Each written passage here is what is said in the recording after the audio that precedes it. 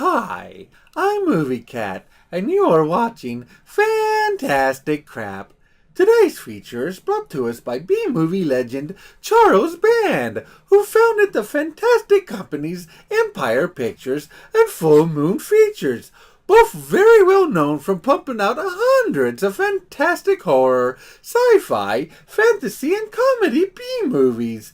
Charles Band has directed and produced several of these films and is still churning them out today.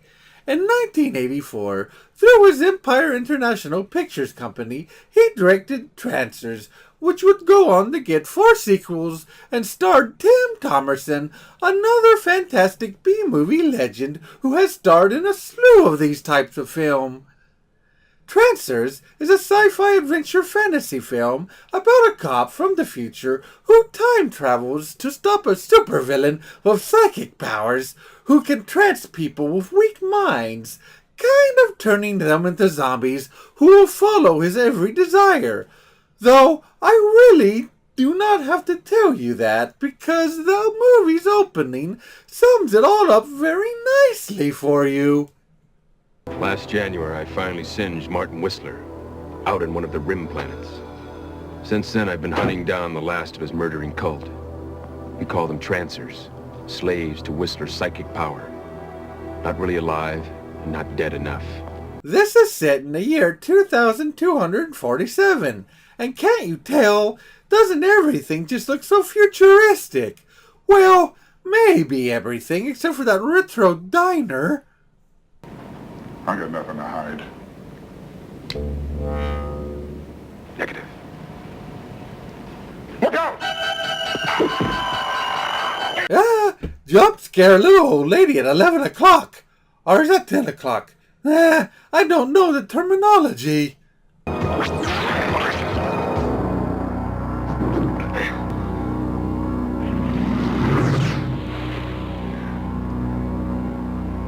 So, humans turn into mindless slaves through mind powers, combust into dust when they die? This seems 100% scientifically accurate to me. It seems that in the future, most of LA is completely flooded and under the ocean.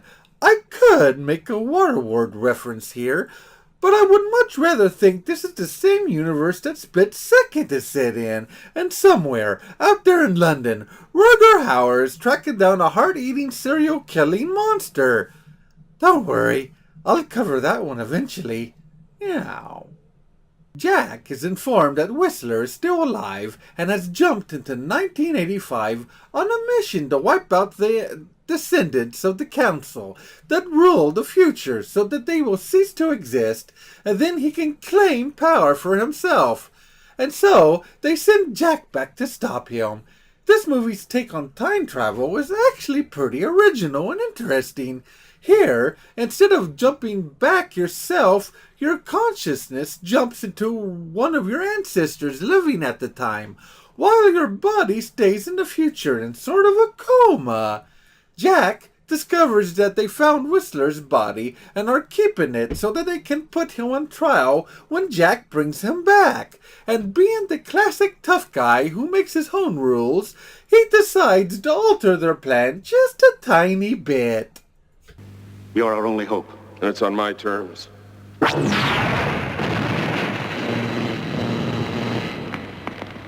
My God! Aww, now Whistler has no body to come home to.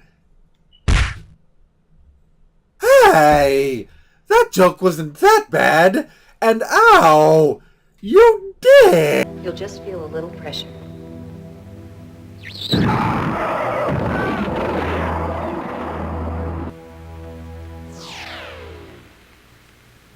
Okay, I get the host sending his consciousness back into an ancestor thing, but how did they manage to physically get that box there? Couldn't they just do that with people too? Jack is sent into a body of his ancestor who is a reporter, and not long after that he quickly starts finding Trancers in the strangest of places. Hey Santa, are you listening? What's wrong with Murray? He's a Trancer. Oh yay! A Santa Claus beatdown! This is like watching Jingle All the Way all over again.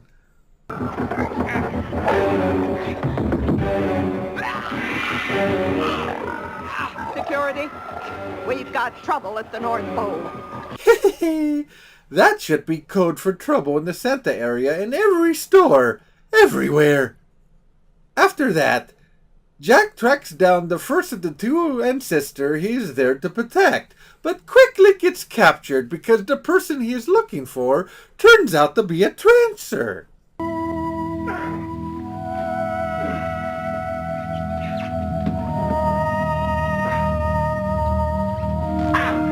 Oh God! They put him in the Death Star! The woman Jack dragged into this whole mess, who was played by Helen Hunt. Yes, that Helen Hunt. Seriously. Anyway, she comes in and finds the Trancer had killed himself and saves Jack from his hot prison. Whistler, whose ancestor is a police detective, shows up and his officers shoot down the two, but Jack uses a special one-time use watch which can slow down 1 second, turning it into 10 seconds.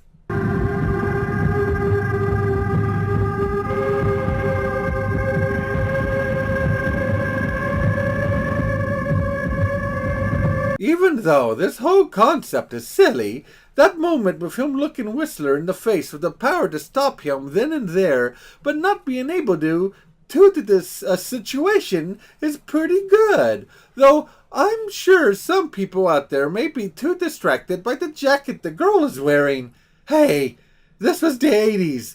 It was a magical time where everyone everywhere wasn't easily offended by everything. The good old days. I see you up there, Mr. Boom Mike, thinking you could hide from me. Ha ha ha!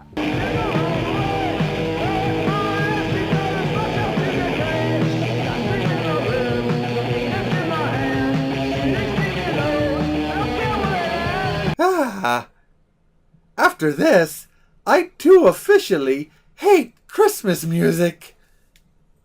Not surprisingly, after that, Jack gets into a fight with some punk rockers. Jack!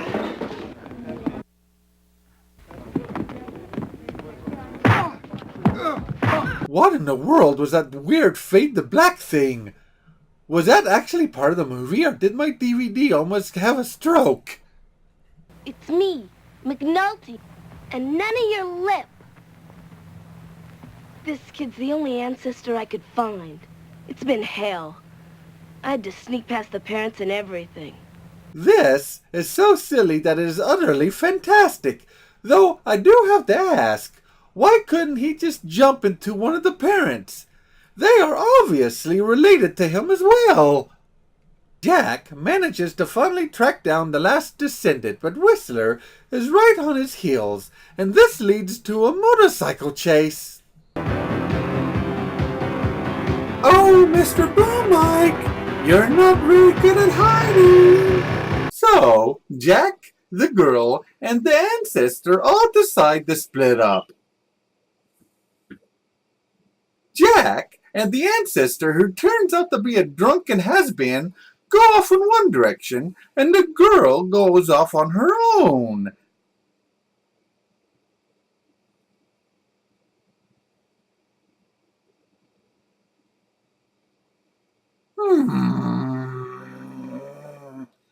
I'm getting the feeling that I am going to have to commit Boom Mike murder here in a second. That's right. At least it's smart enough to know who it's dealing with.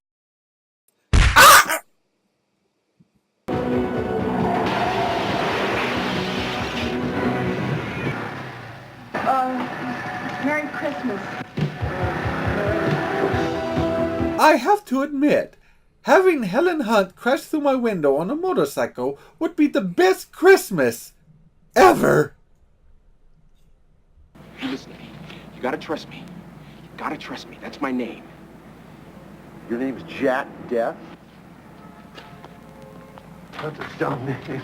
The actor playing this character, Biff Menard, was actually drunk for real when he shot his scenes, and Tim Thomerson actually had to drag and jerk him around everywhere, because he was so out of his head that he had no idea what was going on. Probably didn't even know they were making a movie. This all leads to the climax, which has Whistler and Jack face off on a rooftop, and Whistler throws the girl off the building, which means it's another time for the long second watch.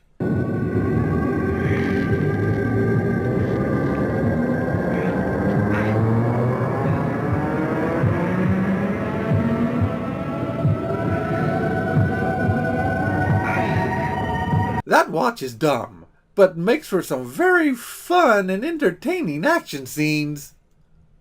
The supervillain is knocked off the roof by a drunk bum throwing bottles.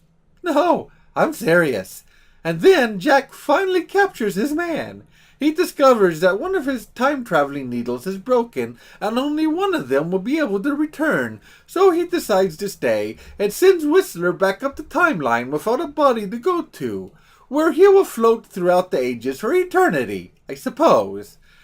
Then the movie ends with a burning question. You can't get home now.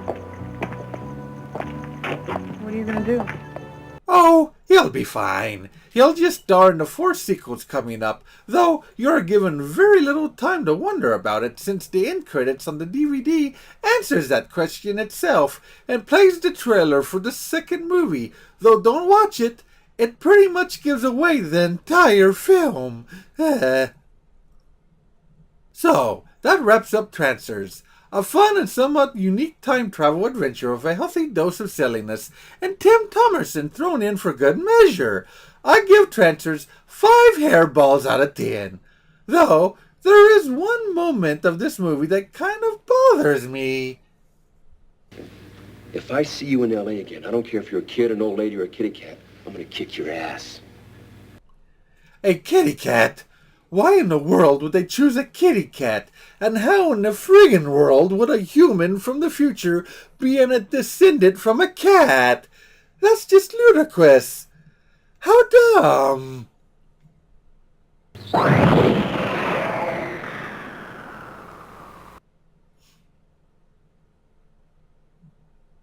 Where is Jack Death?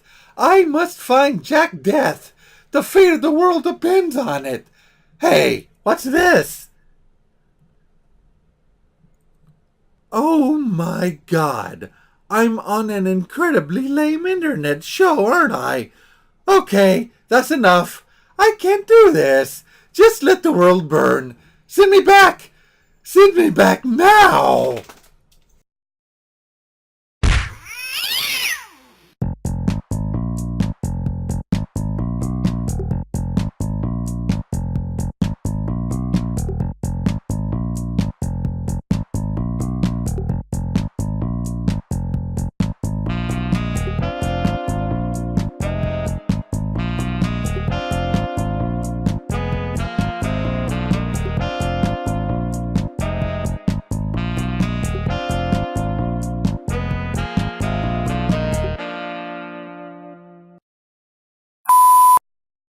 This is set in the year 2274. Whoa, 74?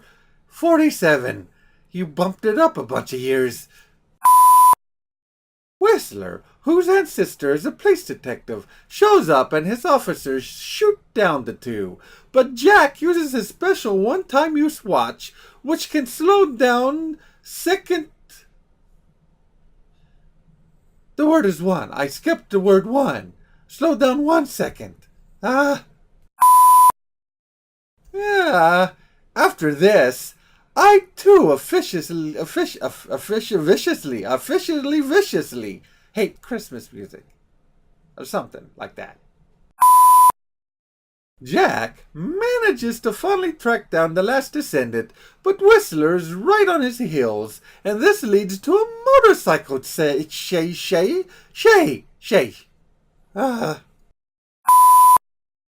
Jack manages to finally track drown.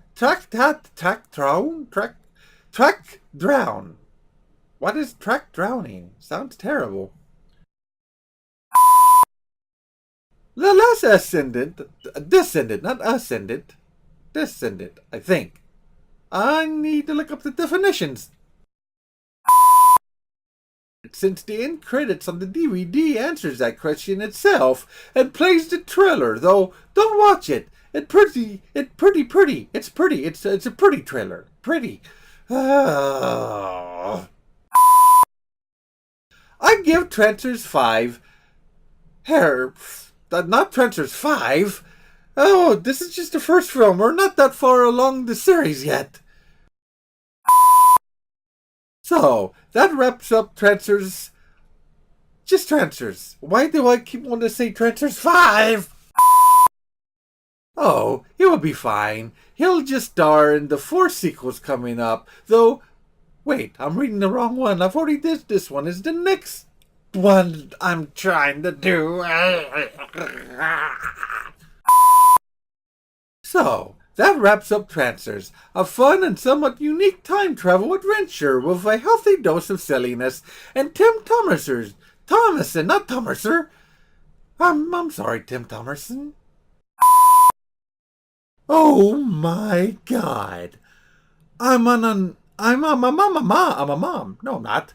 What? So, that wrap up. Sometimes you just feel like busting into a song and dance. Yeah, and the mood hits you while you're filming and trying to get a video done because you're an idiot and you can't talk.